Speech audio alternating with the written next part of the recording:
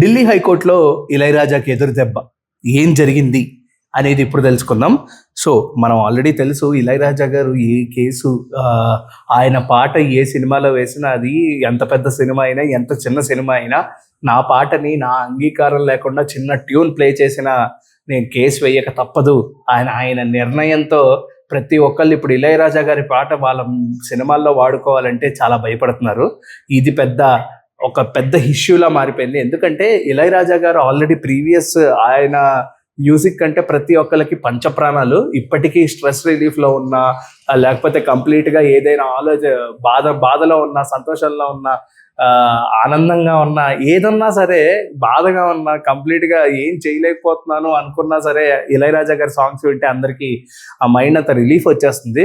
So అలాంటి ఇళయరాజా గారి songs కొత్త మూవీస్ వాళ్ళు కొంచెం మైలేజ్ వస్తుంది. ఇళయరాజా గారి సాంగ్స్ యూజ్ చేస్తే పాత వింటేజ్ సాంగ్స్ ఇప్పుడు ప్రజెంట్ హీరోస్కి పెడితే ఇంకా బాగా వెళ్తుంది అని ఆలోచించి కొంతమంది సినిమాటిక్ లిబర్టీ తీసుకుని ఇళయరాజా గారి సాంగ్స్ యూజ్ చేసుకుంటే ఆయన అది నచ్చక నా పాటల్లో నా అంగీకారం లేకుండా చిన్న ట్యూన్ ప్లే చేసినా సరే నేను ఖచ్చితంగా ఊరుకోను, ఇది కేసు వేస్తాను అనుకుని చాలా మంది మీద సినిమాల మీద కేసులు వేయడం జరిగింది, ప్రొడ్యూసర్ల మీద కూడా కేసులు వేయడం జరిగింది. అది మనం చూస్తూనే వచ్చాము. కొంతమంది మటుకు ఏదైతే మనశంకర వరప్రసాద్ గారు సినిమాలో ఏదైతే సాంగ్ ఉందో సుందరి సాంగ్, ఆ సాంగ్కి ముందే ఆయన దగ్గరికి వెళ్ళి ఎంత అవుతుంది ఏంటి అనేది కూడా తేల్చుకొని డబ్బులు ఇవ్వడం కూడా జరిగింది అనిల్ రావిపూడి గారు, సాహు గారపాటి గారు కూడా. సో ఇప్పుడు ఢిల్లీ హైకోర్టు ఇళయరాజా గారికి ఏం ఎదురు దెబ్బిచ్చిందో ఇప్పుడు తెలుసుకుందాం.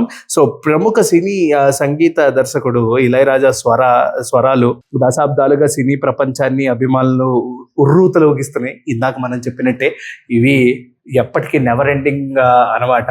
సినిమా అనేది బతికినంత కాలం ఇళయరాజా గారి పాటలు కూడా ఎప్పటికీ అలా నిలిచిపోతాయి అనేది మాటల్లో ఎటువంటి అతిశయోక్తి లేదని కూడా చెప్పుకోవాలి. సో ఇక్కడ ఏం జరిగిందంటే 1976 నుంచి 2001 1976 నుంచి 2001 మధ్య కాలంలో ఇళయరాజా గారి సంగీతం అందించిన 134 సినిమాల ఆడియో హక్కుల ప్రముఖ ఆడియో సంస్థ సరిగమకే చెందుతాయని కోర్టు స్పష్టం చేసింది. సో సరిగమ కార్వా అని ఏదైతే ఒక యూట్యూబ్ ఛానల్ ఇప్పుడు ప్రజెంట్ చాలా మంది దానికి ఆడియో రైట్స్ కూడా ఇవ్వడం జరుగుతుంది. ఎలాగైతే ఆదిత్య మ్యూజిక్, జంగ్లీ మ్యూజిక్ లాగా సరిగమ అనే ఒక సంస్థ యూట్యూబ్ ఆడియో రైట్స్ అనేవి సినిమాలు తీసుకుంటూ ఉంటాయి. సో ఇప్పుడు ఇక్కడ ఇష్యూ అయిన కేసు ఏంటంటే 1976 నుంచి 2001 మధ్య కాలంలో ఏవైతే ఇళయరాజా గారు సాంగ్స్ ఉన్నాయో ఆ సాంగ్స్ 134 సినిమాల సాంగ్స్ అనమాట. 134 సినిమాల పాటలన్నీ కంప్లీట్గా ఆడియో రైట్స్ అనేవి సరిగమకి అందుతాయి. కంప్లీట్గా సరిగమకే మాత్రమే హక్కు ఉంటుంది. ఇంకా ఇళయరాజా గారు ఈ మధ్య కాలంలో ఏదైతే 1974 నుంచి 2001 వరకు మధ్య కాలంలో ఉన్న 134 సినిమాల సాంగ్స్ ఎవరైనా వేరే సినిమాల వాళ్ళు యూజ్ చేసుకుంటే దాని కాపీ రైట్స్ కంప్లీట్గా సరిగమ కార్వాకే చెందుతాయి కానీ ఇళయరాజాకి చెందవు. అండ్ ఇళయరాజా గారు ఈ 134 సినిమాల ఉన్న సాంగ్స్ ఎవరైతే ఇప్పుడు ప్రజెంట్ ఉన్న సినిమాలు ఆస్పైరింగ్ ఫిల్మ్ మేకర్స్ ఎవరైనా యూజ్ చేసుకుంటే అవి కంప్లీట్గా ఇళయరాజా గారిని అడగాల్సిన అవసరం లేదు, సరిగమ అనే ఒక సంస్థను అడిగితే సరిపోతుంది అనేది కోర్టు స్పష్టంగా వ్యక్తం చేయడం జరిగింది. నాటి సినీ చరిత్ర నిర్మాత హక్కులు శాశ్వతంగా సరిగమకు అమ్మేశారని. సో ఈ యొక్క 134 సినిమాల నిర్మాతలు కూడా కంప్లీట్గా ఆ సాంగ్స్ యొక్క రైట్స్ అనేవి ఇళయరాజా గారికి ఒక ఎదురు దెబ్బగా నిలుస్తూ సరిగమ కార్వా అనే ఒక సంస్థకు అమ్మేశారని స్పష్టంగా ఇక్కడ కోర్టు అయితే తెలియజేయడం జరుగుతుంది. సో కాపీరైట్ చట్టం ప్రకారం ఇళయరాజాకు యాజమాన్య హక్కులు లేవని, సో ఇందాక మనం చెప్పుకున్నట్టే ఇప్పుడు ఏ కాపీరైట్స్ అడగాలన్నా కంప్లీట్గా సరిగమ కార్వా వాళ్ళని అడగాలి తప్ప ఇక్కడ ఇళయరాజా గారిని అడగాల్సిన అవసరం లేదు. అండ్ ఇళయరాజా గారికి 134 సినిమాల్లో ఉన్న పాటలకి 1976 నుంచి 2001 మధ్యలో ఈ 134 సినిమాల పాటలకి ఇళయరాజా గారికి ఎటువంటి సంబంధం లేదు అనేది క్లియర్ కట్గా మెన్షన్ చేయడం జరిగింది. అండ్ అది కూడా క్లియర్గా ఇక్కడ కోర్టు తీర్పు కూడా ఇచ్చింది. ఈ వివాదం యపినియా పోన్ నిలవే అనే వంటి ఆల్ టైమ్ హిట్ సాంగ్స్తో మొదలైంది. డిజిటల్ ప్లాట్ఫామ్లకు ఇళయరాజా అనుమతులు ఇవ్వగా సరిగమ సవాల్ చేసింది. నిర్మాత వద్ద వేతనం ఏదైతే తీసుకొని కంపెనీ ఏదైతే ఈ కంపోజ్ చేస్తుందో ఈ యొక్క కంపోజ్ చేసిన పాటల హక్కులు కంప్లీట్గా సరిగమ కార్వాకి మాత్రమే చెందుతాయి, సరిగమ సంస్థకి మాత్రమే చెందుతాయని క్లియర్ కట్గా ఏదైతే మెన్షన్ చేశారో అది కంపల్సరీగా ఇళయరాజా గారి సాంగ్స్ అనేవి ఆయనకి ఎటువంటి హక్కు లేదు. ఎటువంటి గొప్ప ఆల్ టైమ్ సాంగ్స్ ఏవైనా ఉన్నాయో అవి కంప్లీట్గా ఇళయరాజా గారికి హక్కు కాకుండా సరిగమకే హక్కు మాత్రమే ఉంటుంది అని క్లియర్ కట్గా ఏదైతే మెన్షన్ చేశారో అది ఇప్పుడు నెట్టింట వైరల్ అవుతోంది. సో ఢిల్లీ హైకోర్టు ఏదైతే తీర్పు ఇచ్చిందో తుది తీర్పు ఇచ్చేసింది. అండ్ అది కూడా ఇళయరాజా గారికి నాన్ ఫేవరబుల్గా ఇచ్చారు. సో సరిగమకి ఫేవరబుల్గా మారింది.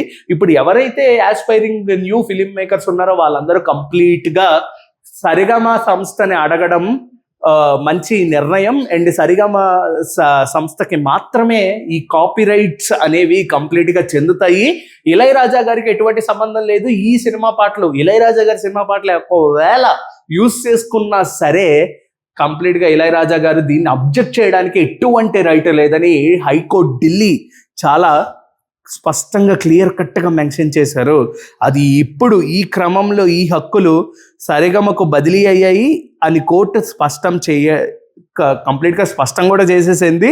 అయితే ఈ తీర్పుపై అప్పీల్ చేసే అవకాశాలు ఇళయరాజా కోర్టు కల్పించింది. సో కోర్టు ఇంకొక విషయం ఏదైతే చేసిందో అది కొంచెం ఇళయరాజా గారికి ఫేవరబుల్గానే అనుకోవచ్చు. ఇళయరాజా గారికి ఒక ఛాన్స్ ఇచ్చింది, దీనికి మీరు అప్పీల్గా పెట్టుకుంటే మాకు ఏం ప్రాబ్లం లేదు. సో కోర్టు నుంచి ఈ యొక్క హెల్ప్, ఈ యొక్క ఫేవరబుల్ థింగ్ ఏదైతే ఉందో అది ఇళయరాజా గారికి కంప్లీట్గా ఇచ్చింది అనుకోవచ్చు. సో ఇదొక గేమ్ చేంజింగ్ ట్విస్ట్గా మారడం అనేది పెద్ద షాకింగ్కి గురి చేస్తుంది ప్రతి ఒక్కరిని. ఇప్పుడు ఇళయరాజా గారికి రైట్స్ చెందుతాయా సరిగమకి చెందుతాయి అనేది పెద్ద క్వశ్చన్ మార్క్గా నిలవబోతోంది.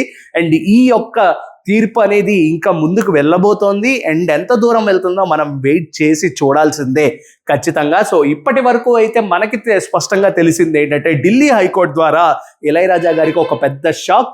137 సినిమాలు 1971 నుంచి 2001 వరకు ఏదైతే మధ్య గ్యాప్ ఉందో ఆ గ్యాప్లో 137 సినిమాలు ఇళయరాజా గారు పాటలు అందించారు 137 సినిమాలకి. సో ఆ సినిమాల వైజ్గా సరిగమ సంస్థకి మాత్రమే కాపీరైట్స్ చెందుతాయి, ఇళయరాజా గారికి ఎటువంటి సంబంధం లేదని క్లియర్ కట్గా మెన్షన్ చేయడంతో ఇళయరాజా గారికి ఒక పెద్ద షాక్ అనేది ఢిల్లీ హైకోర్టు అందించింది. అండ్ చాలామంది ఆస్పైరింగ్ ఫిలిం మేకర్స్ అనే వాళ్ళు కూడా చాలా హ్యాపీ ఫీల్ అవుతున్నారు అనేది నా పాయింట్. ఇప్పుడు ఇళయరాజా గారు ఏం చేస్తారో మనం ముందు వెయిట్ చేయాల్సిందే.